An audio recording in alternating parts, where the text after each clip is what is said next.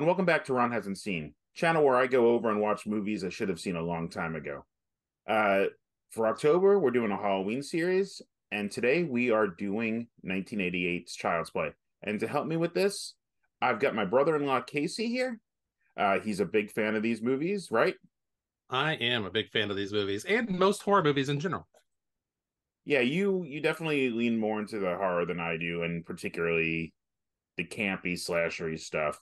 Uh, so let's just go right in. As it's the 1988 horror film directed by Tom Holland, not that Tom Holland. I was about to ask.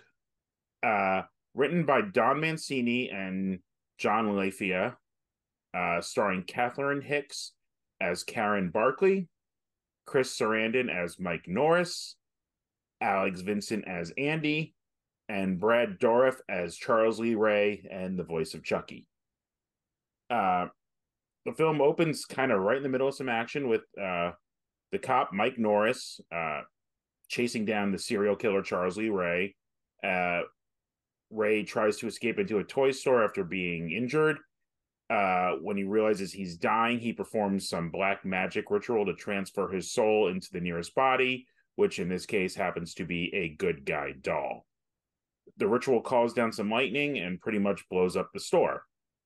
The next day, Karen buys one of the dolls from a homeless peddler for her son Andy's birthday.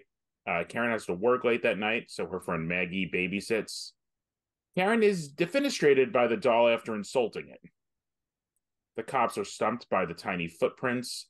They seem to point to Andy being the culprit, but he insists it was his doll, who has the same sneakers because Andy's obsessed with the good guy collection and wears basically the same outfit as Chucky, which I think at one point was supposed to be like a was it Andy, was it Chucky, but they didn't really play that in the final cut. Um, Yeah, and he's been it's definitely meant to be who did Chucky is Chucky actually doing it or Andy? They try to play that we'll up a get bit. we'll get to that when we talk about some of the history of the development. Um, Andy says the doll's been talking to him and not just in the things it's supposed to be saying because it is a battery operated, like Teddy Ruxpin style doll, I guess. The next morning, Andy skips school and takes Chucky to a seemingly abandoned home that Chucky causes to explode in order to kill Charles Ray's former accomplice, Eddie. Andy is arrested for the murder and placed in a mental institute, but Karen begins to believe him and is attacked by the doll when she realizes it doesn't have any batteries and she tries to force it to talk. So she escapes and tries to tell Mike about it, but he doesn't believe her until the doll then attacks him. While trying to track the doll down and prove Andy didn't kill these people, they learn that Charles Lee Ray had been a disciple of a voodoo priest who Chucky also kills with a voodoo doll. Chucky learns he has to transfer his soul into Andy, or he'll be trapped in the doll forever as he becomes more human and more vulnerable. Meanwhile, Chucky goes after Andy at the mental hospital and kills the doctor with his own ECT equipment. They end up back at the apartment where, after a big fight and several fake Chucky deaths, they kill the doll and save the day. That pretty much sums it up. The story went through a lot of changes from the initial concept. Originally more of an indictment on consumerism and what these dolls like mean after the kind of based off the whole Cabbage Patch chaos that was just a few years before this. Chucky was at one point conceived as a doll filled with fake blood to teach kids how to be careful and not make a toy bleed, and Andy's blood would somehow mix with the fake blood and it would become some sort of instrument of his unconscious anger, maybe akin to a movie like The Hand or Megan. And then this is the version where it was kind of like, who's doing the killing? Is it Andy or is it the doll? More than anything. They decided to make Andy a more sympathetic character, so the doll was now to be possessed by a serial killer, but without the voodoo. Originally, he was being executed at the same time as the doll was being manufactured. An electrical storm, took him out of the electric chair and into the doll. But the concept was really about the Cabbage Patch Kids and influenced obviously by the Twilight Zone Living Doll episode. and the design was really based off of the My Buddy dolls, which were out just a few years before this movie came out, and it's really clear that this good guy design was based off of those. Yeah, I mean that pretty much sums it. It was one of those where Mancini wanted to create create his own story. He had the idea. He wanted to do the doll. There were lots of iterations on it, like you said, the one with like the blood fill. One thing that remained constant with the doll was the red hair. He always wanted to have the red hair. And as he was trying to get the scripts and people were shooting them down, there was actually like one producer. His name is Kirshner. David Kirshner. He had just produced a little movie. You might have heard of it, called An American Tail. And then he saw this script and he's like, oh, this is amazing. I want to make this happen. And so he fought tooth and nail to get this script done. And he's actually stayed with Mancini the whole time. Mancini and this guy are like the only constants of the whole like series. But he goes from I just want to point out he goes from Child's Play, producing Child's Play, to American Tail, the sequel, but then to Flintstones and Hocus Pocus, and a lot of kids things. Most of his like producing catalog is kid stuff, so it's fascinating to me, on like where this particular guy goes. But it's got a really cool history, the way all of it was made, particularly when the camp gets there. Mancini is in the LGBTQ plus community, and he always wanted to add a lot of that in. And at first, the first movie, they kind of couldn't add in that much, even though he wanted to. But he gets to later on. But it's got a cool It, little storied history, and there's some good and it's documentaries on it. still funnier than a lot of the first installments of a lot of the other horror stuff. It's definitely funnier than anything in Absolutely. Nightmare on Elm Street or Halloween or Friday the 13th, because it's really in that pantheon of level of a series at this point. Oh yeah, he is one of the most recognizable horror icons now. I mean, he's been for the last couple of years has been getting his own food truck at the Universal Horror Nights. And they've got And like there's the a Hello house this Kitty year. Child's Play. Yep, there's the house this year because the TV show. He's like it's a really great like wrestlers use his costume, like the designs of his costume. Actually, I don't know if you noticed last night when we saw the movie, there was actually a girl wearing a Chucky dress. It was like it was like a good guy doll outfit, but a dress. And it was Uh, just odd to see. we're recording this the day after we went to go see Exorcist Believer, so people know what movie we're Yeah, referencing there. sorry. But Um, yeah, it's a really iconic series now. It especially with as far as it's gone, and it's one of the few series I can think of, not just horror, but just series in general that's gone on as long as it has and ties everything together. Like Fast and the yeah, Furious does it. This one totally does it because you've got the movies, but then the TV show, which is actually constantly bringing in characters from the other movies. So it's crazy how this movie did. right. It's got 6 sequels, not counting the reboot, which was a different concept, and I did not see. It sounded like a cool concept, more of a Alexa gone awry kind of thing. Yeah. And the TV series, which is in its second or third season now, that ties into all the stuff in the show. Yeah, third season Um, just started. And one thing that's really cool, like some of the relationships that have happened in the Child's Play. And again, there's a great documentary series, Living with Chucky. But the mom, the lady from Star Trek 4 and from Seventh Heaven, she met her husband on the set of Child's Play. She married the guy who created the doll for the movie. And they're still together today. And their kid actually does the documentary, The Living with Chucky. And then Brad Dourif, his daughter's on set most of the movies, and she is now basically Chucky and like from the future movies and the TV show. So like she's coming in playing the same character. So it's really cool the way they're all these families are interweaving, like real life families are interweaving. yeah. So the original one was filmed over a month and a half. early 1988 during a writer strike, so Mancini wasn't ever on the set. And I think there's a few points in the movie you could see that could have been tightened up by having the writer there to work with the Mhm. director, and that does happen, and that is a problem when you film during these strikes.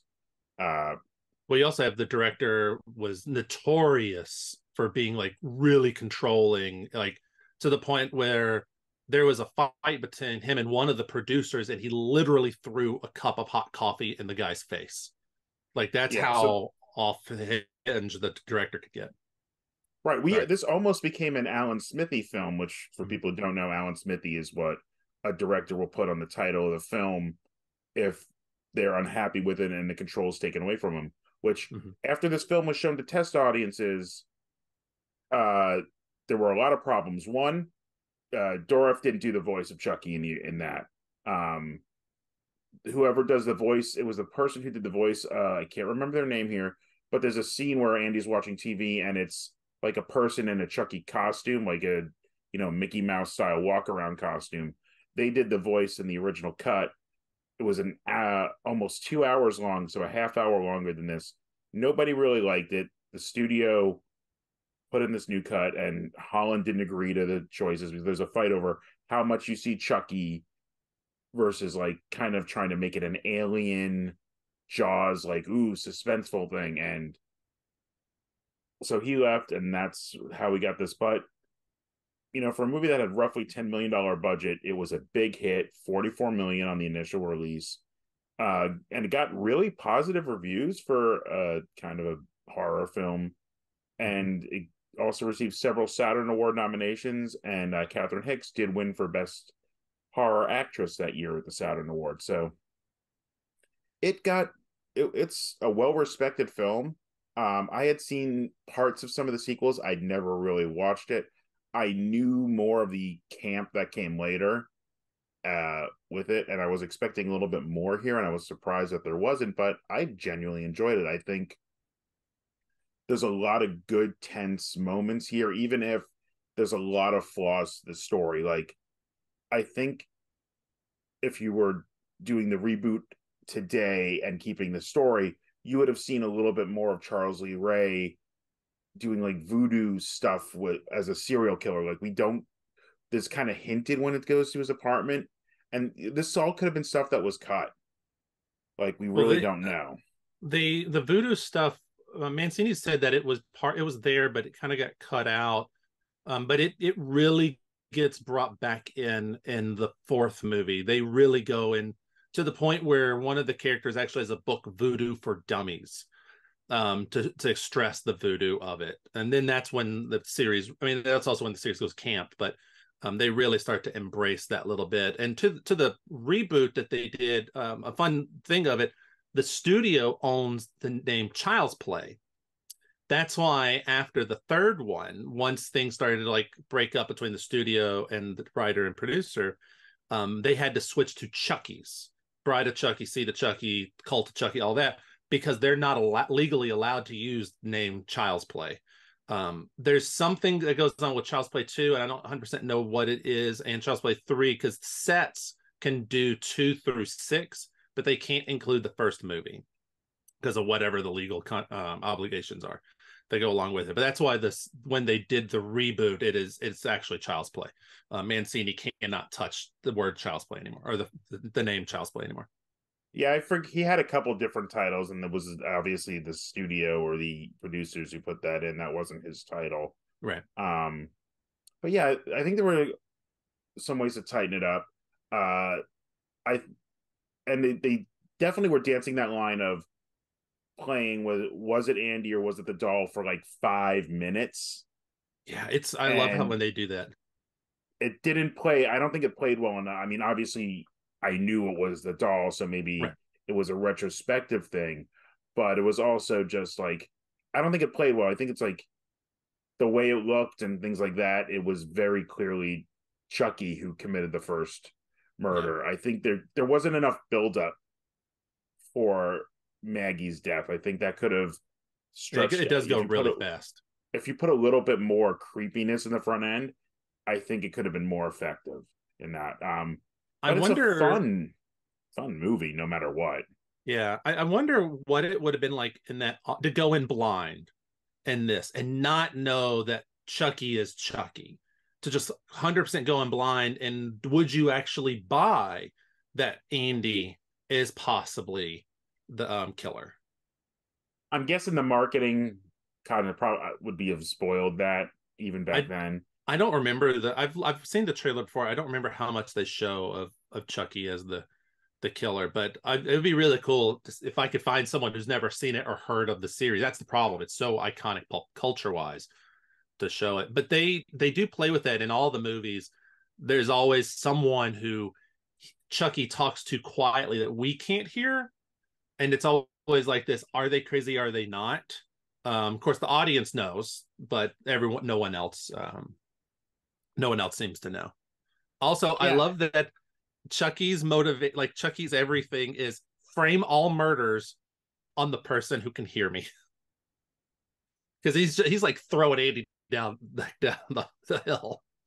Well, the first one, so what I saw, I knew he was trying to get his soul into Andy from. I've seen parts of 2 and 3, Mm, and that's all. I never the whole thing as far as I can remember. It was just like back flipping through cable. Oh, yeah. I'll watch the rest of this because I remember the stuff.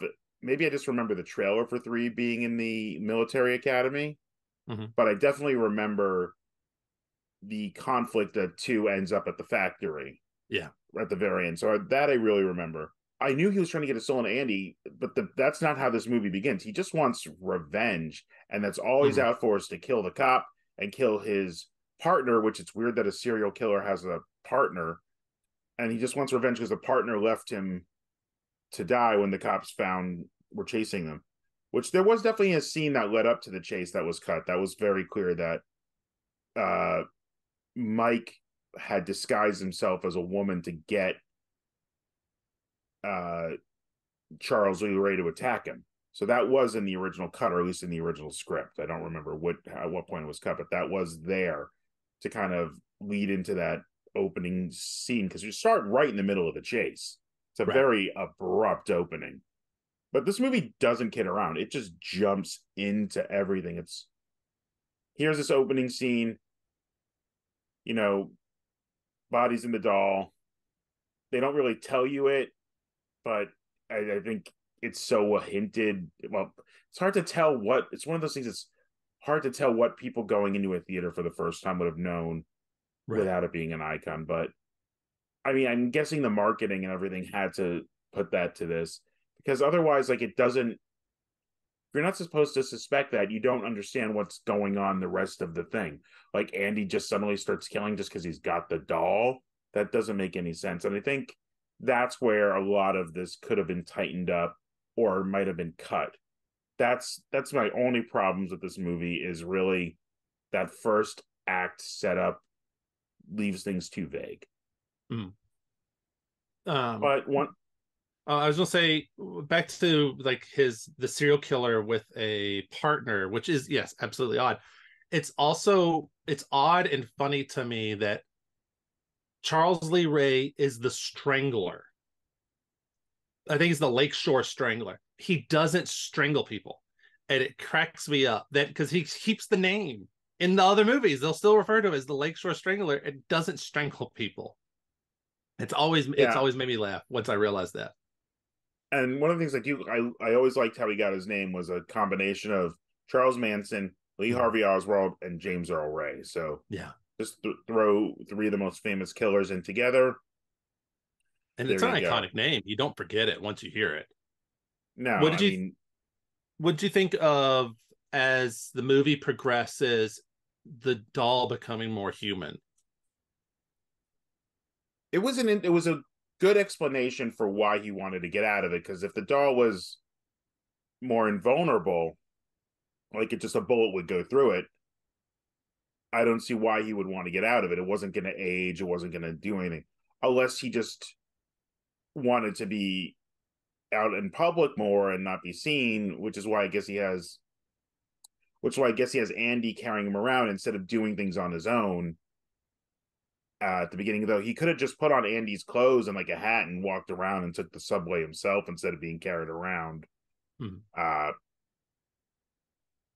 I don't I know. think I think he does it just that because he's setting up this whole thing of like, I'm not the killer, Andy's the killer. Like he's already starts to figure out after the first murder, after the friend, that the police are going to start blaming Andy. Everyone's going to blame Andy.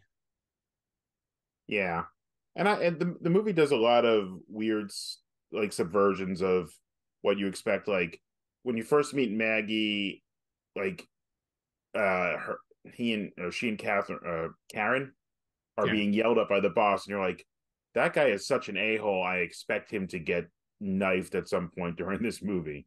And I Mm-hmm. think in a lot of other movies he probably would have, but there's not a very high body count here. No, there's not a high body. And most of the Child's Plays actually don't have a high body count because again, he's a doll. He can only do so much. Yeah. And eventually it starts to get to he really only ends up killing people who kind of deserve it, which is kind of an interesting thing about Chucky, where the series eventually goes. Um, what were your thoughts on the opening? Andy, like he's watching his show, he's so excited. He learns that they've sold these dolls, and then he looks over and sees the box for his birthday, and he makes the cereal, runs in there. He's like, "Can I open the box?" What were your thoughts on that? Because I know we've all been there where we had something like that happen. The mom putting the couple pieces of clothes in that box, that's wrong. Yeah, That's like a but we've prank all been there.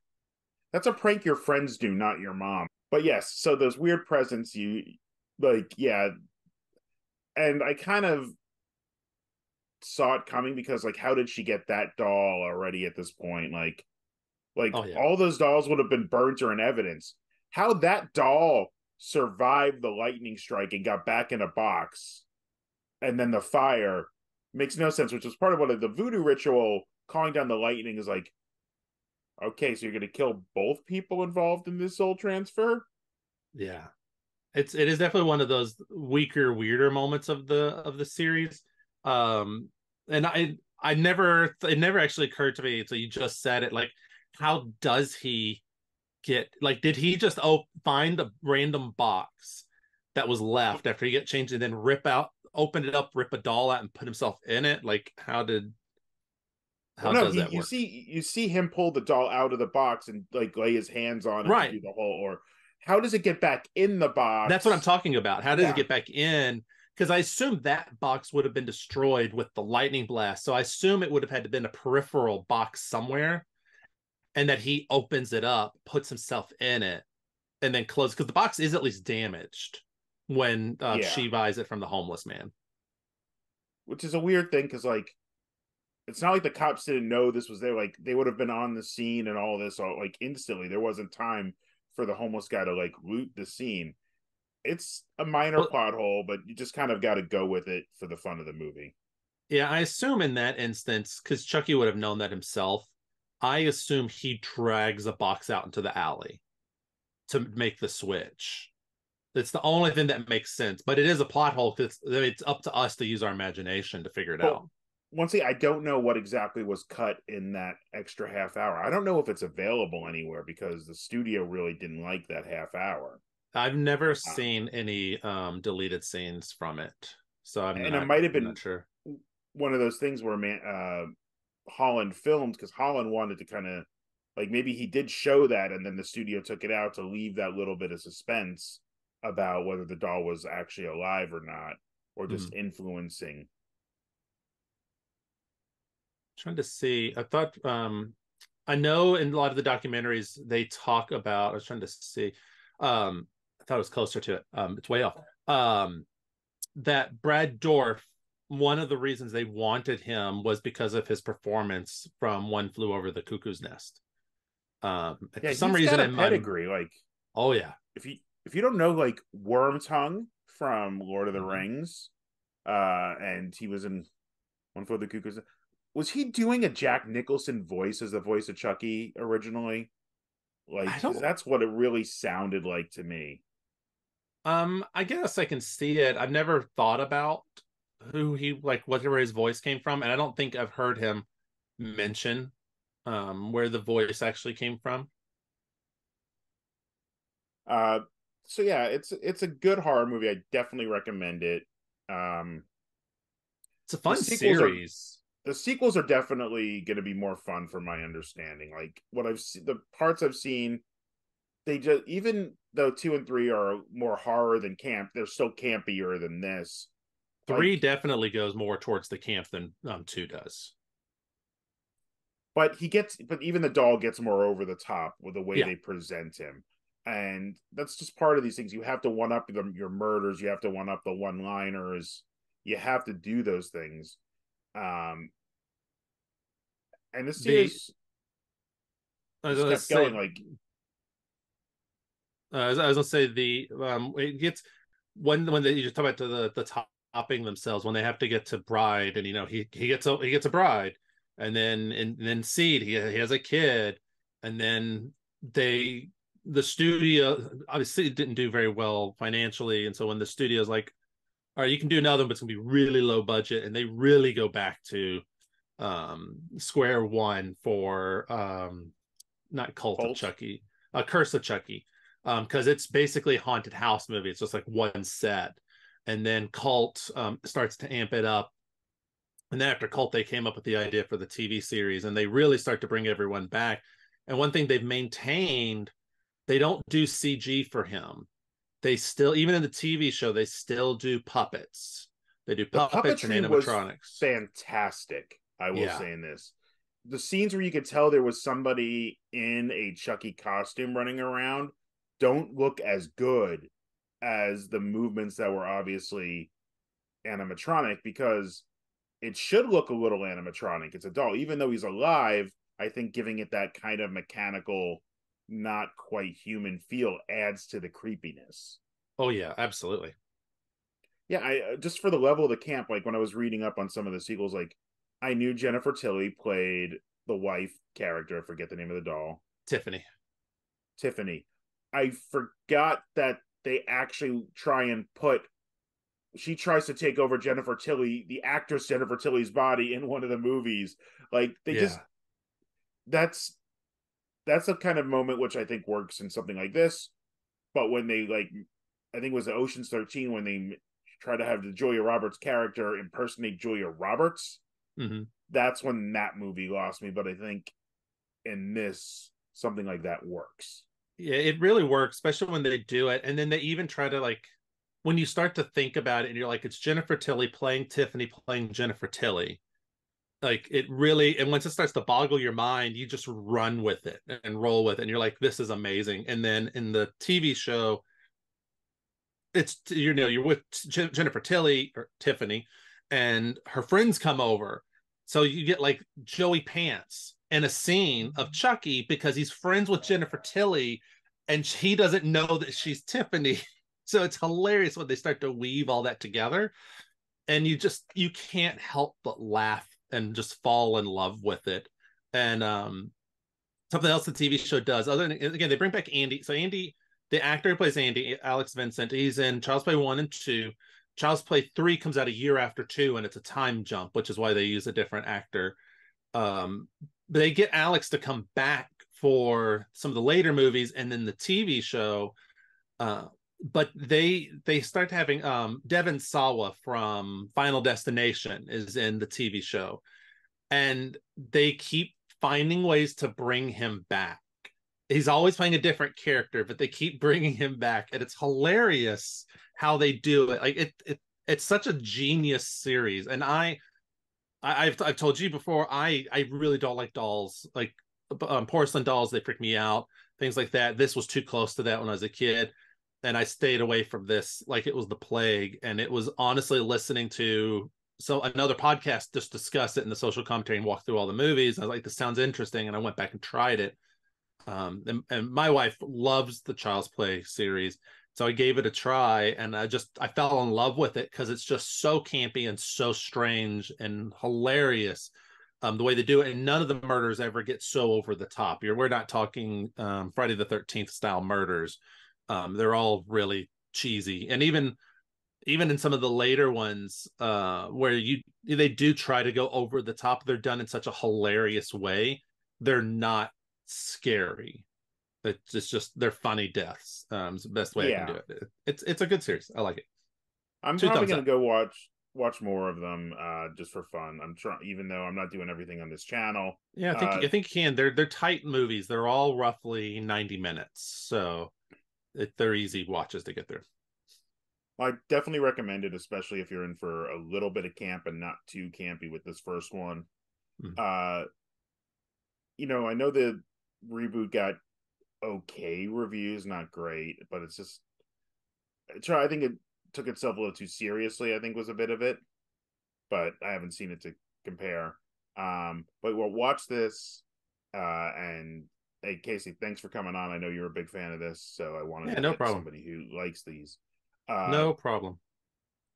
if you like what we're doing here, like and subscribe to the channel below. Going to be back next time with the original Universal Classic Wolfman as part of this series.